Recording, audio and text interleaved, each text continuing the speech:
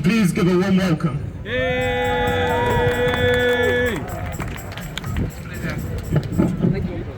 Hello.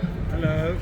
I have represented journalists for many, many years. In fact, I stood down as chair of the Nottingham branch of the National Union of Journalists after 25 years, and I've served on my union's national executive.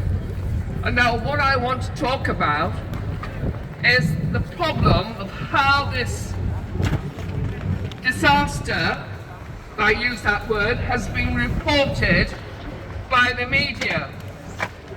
And the deaths of journalists in particular has been ignored by many political groups.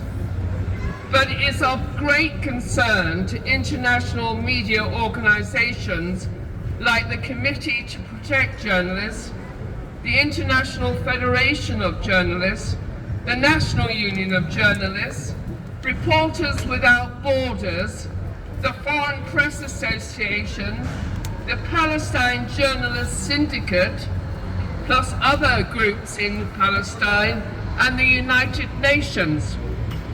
The outrage follows the highest rate of deaths amongst journalists and media workers in such a short space of time, i.e. October the 7th, and in one location, Gaza.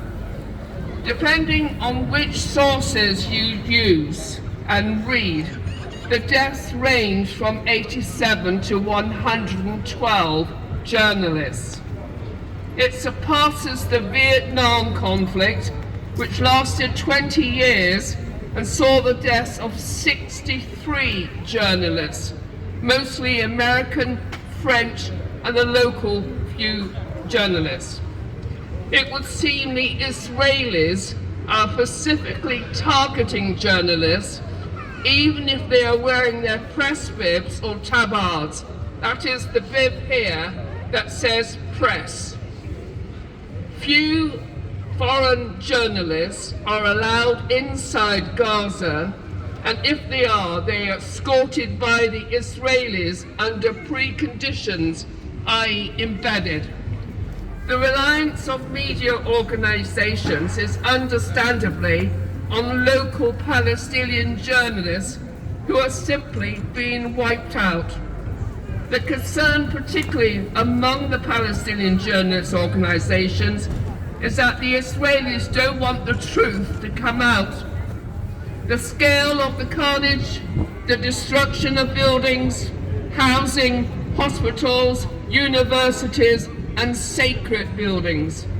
The killing spree, on top of years of intimidation on the West Bank, and many other restrictions placed on them. There is a collective movement now among journalist organisations to put pressure on Israel, and they are telling them that what is happening is totally unacceptable. In this country, MPs are being urged to sign early day motions tabled by the NUJ parliamentary group, urging action from the UK government and International Criminal Court over Israel's targeting of journalists. EDM 284 calls on the government to urge Israel authorities to desist from targeting journalists or media organisations and accept the need to de-escalate the scale of violence resulting in human catastrophe. According to the Habayat news agency, ABNA, Israeli forces have killed scores of journalists to prevent the truth from coming out about the besieged Palestinian territory. The announcement was made in a statement by the Palestinian Journalists Syndicate last Sunday, which marked the 100th day of the regime's military onslaught on Gaza. The syndicate says the regime's forces continue to target Palestinian journalists with the intent to kill. The syndicate asserted that Israeli forces intentionally target press crews as part of the regime's efforts to kill the truth of the genocide committed against the Palestinian people in general, particularly in the Gaza Strip. It states that since the military aggression began, the genocidal war has killed nearly 24,000 Palestinians so far, most of them women and children, while leaving 60,000 others injured. Elsewhere in its statement, the syndicate warned about the ever-present threat of death for journalists in Gaza, saying they are operating in extremely complex and difficult conditions.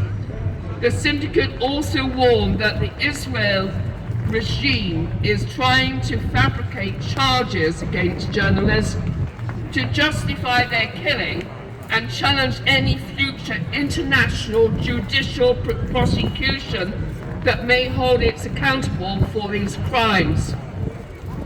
The United Nations has also expressed serious alarm about the high number of journalists killed in Gaza. The spokesman added that the killing of journalists in Gaza must be thoroughly, independently investigated to ensure strict compliance with international law and violations prosecuted. Reporters Without Borders has filed 2 complaints with the International Criminal Court over the Israeli regime's war crimes against journalists in Gaza. What we have seen is Israel's Supreme Court has rejected an appeal requesting foreign media access into Gaza.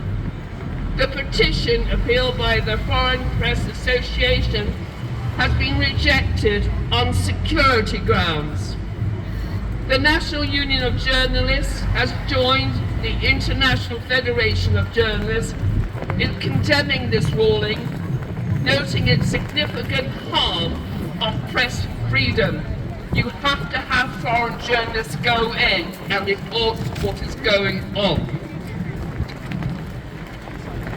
The General Secretary of the IFJ, Anthony Bellinger, has demanded that the Israel government allow international media to enter the Gaza Strip. He said it is a matter of global public interest that not only but international journalists bear witness and document the ongoing war in Gaza.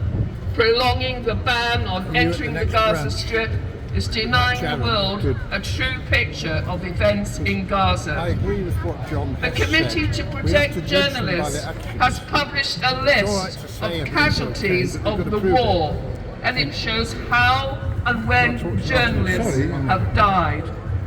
One man who was injured was Al Jazeera's bureau chief, I'm a bit cold, Wal Jadud, who is being treated now in an Egyptian hospital. His son and family, as was mentioned earlier, was killed. So what can we do here in the UK?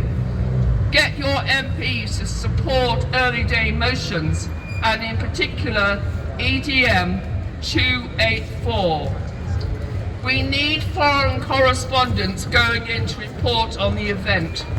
And what we must do, and we must congratulate those locally based Palestinian journalists for reporting the circumstances of what is going on, what they see, and the pictures that they sent out to the rest of the world. We have to congratulate them because they are doing amazing work despite all the difficult circumstances in Gaza. And without them, we wouldn't know what is going on and the way in which the Israel state is trying to force its will on the Palestinians. We want to see, and I'll say it now, we want to see a free Palestine. All right, thank you.